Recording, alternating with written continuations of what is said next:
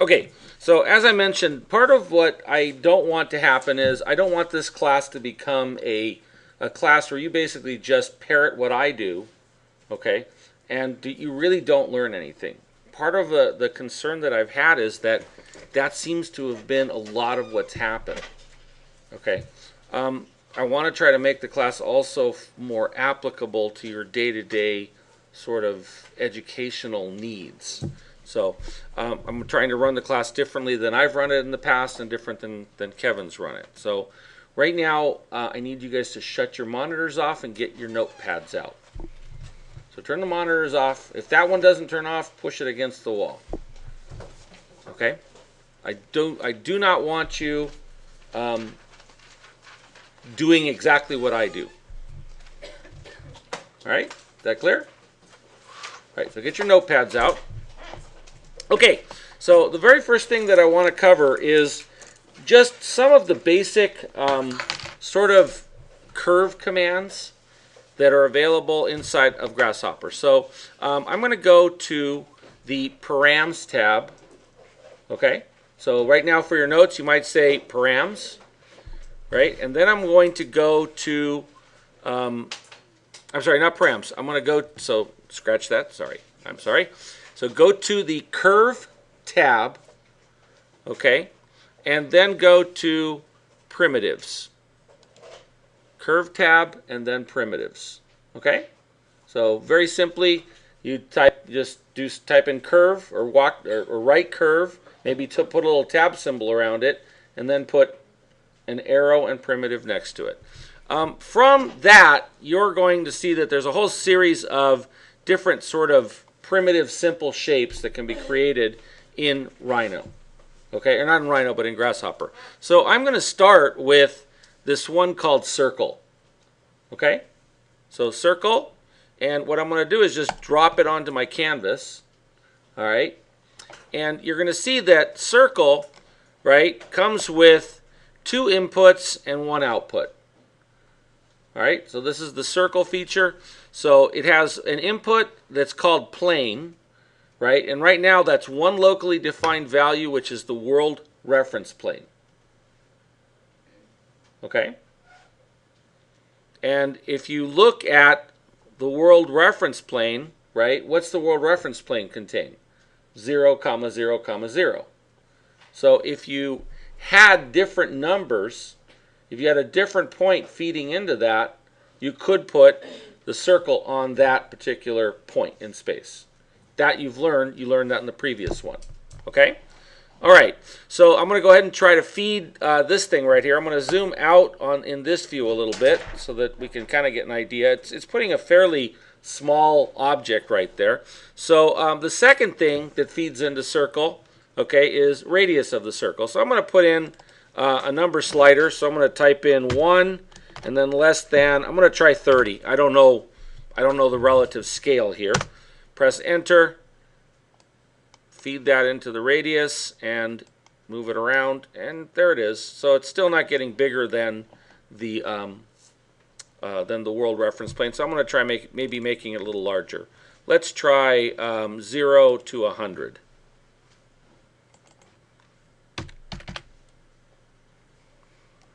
And I'll commit the change, press enter, and then I'll run that up. Okay? So there is a basic simple function that you can sort of kind of, it's a very simple primitive thing. Okay? All right, the output of this is the resulting circle, and that's that thing that you see right there. Right? So any questions about that? Right? So next we're going to try a different primitive. All right? This time we're going to try a primitive called line. All right, and so I'm going to drop the line primitive onto my canvas, and you'll notice that the line primitive contains 2 inputs, A and B. So A is the start point of the line, and B is the second point of the line. So right now there are no points defined in the there's no points defined in Grasshopper, and so in order to use a line you have to define 2 points. So question. What function do I use for that?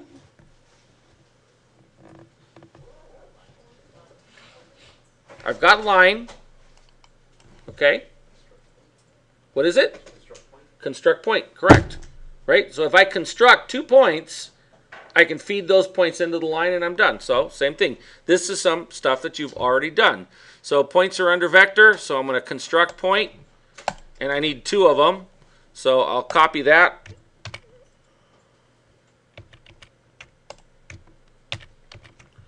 So I have 2 points, and if I feed that into A and that into B, nothing happens, right? And that's because they're both right on top of each other. So I'm going to have to kind of change the values of this. And so I'll try putting a number slider right here. I'll copy this number slider.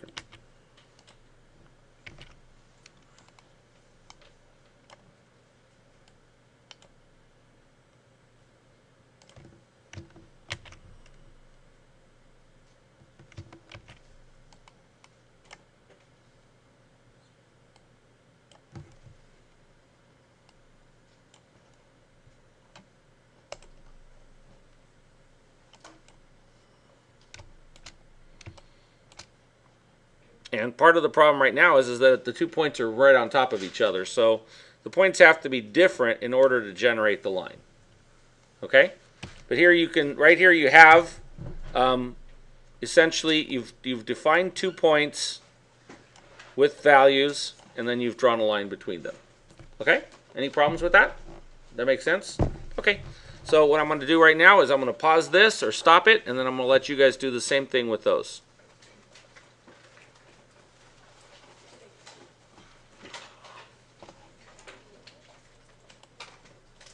All right, so we're going to do another function right now, or not another function, but another component, and it's an arc. Okay, so an arc is located in curve under primitives. Again, please turn your monitors off right now. All right, and if you look for a 3-point arc right here, you can drop that onto the canvas. Okay.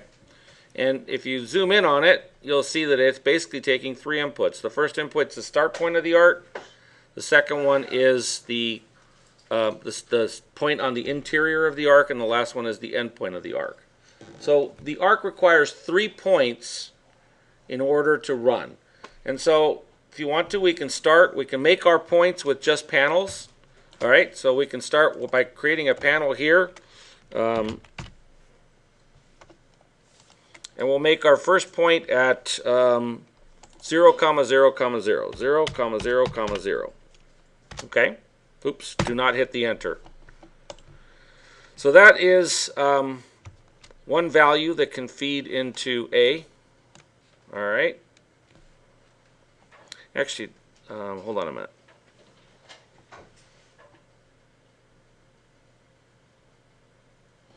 Actually, you know what? I think we may need to construct points, but let's give it a try. I'm going to pick a second one of these panels, Control Copy, Control V and V, and I'm going to change the values.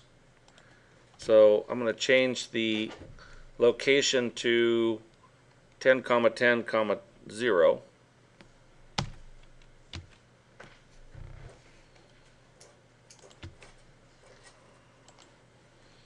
And finally, the last one I'm going to put at 30, 30, 0, or 20, 20, 0. We'll try feeding these in and see what we get. And it's not.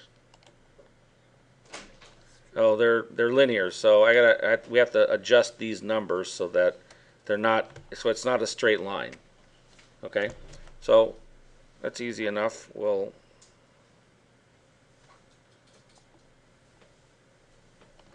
I'm going to pick a number for the middle point somewhere around here. So I think what I can do is just change the y value of this to 0. Oops. And there's my arc. Okay. Now it'd be far more visible if I had constructed 3 points. Correct? So let's go ahead and do that. So I'm going to leave that arc right there. And instead of just typing in points in space, I'm going to construct 3 points. So once again, I'm going to go back to vector, and I'm going to construct 3 points.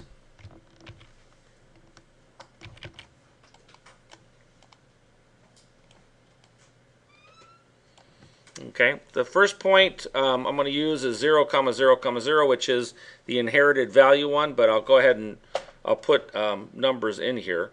So I'm going to leave the z value always at 0. So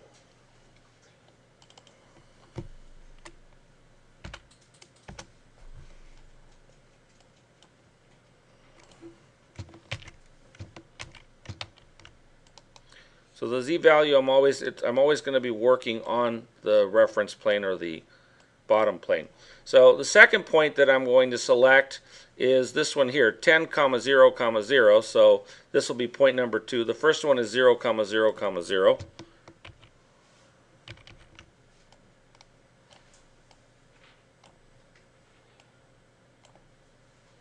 So I got a point at the origin. My second point, I'm going to once again use 0 as the second value.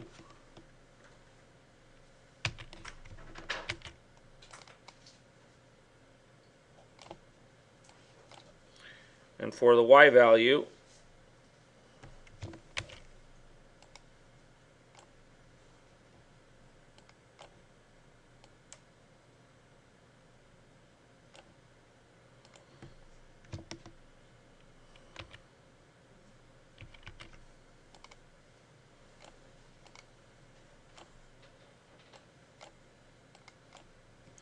alright, so right there I've constructed 3 points. If I click on them, I can see which points they are. So that's point 1, point 2, point 3. So if I go back to curve and from the primitive select arc, drop it on here, and I feed point 1, point 2, and point 3, I now have an arc running through those 3 points. One of the things that makes that arc a little bit different is that it's adjustable in that you can run those numbers sort of in and out. Okay? So 2 different ways to use the arc parameter. So I'm going to go ahead and stop that, let you guys perform both of those sort of tasks, and then we're going to try and blend that into something different.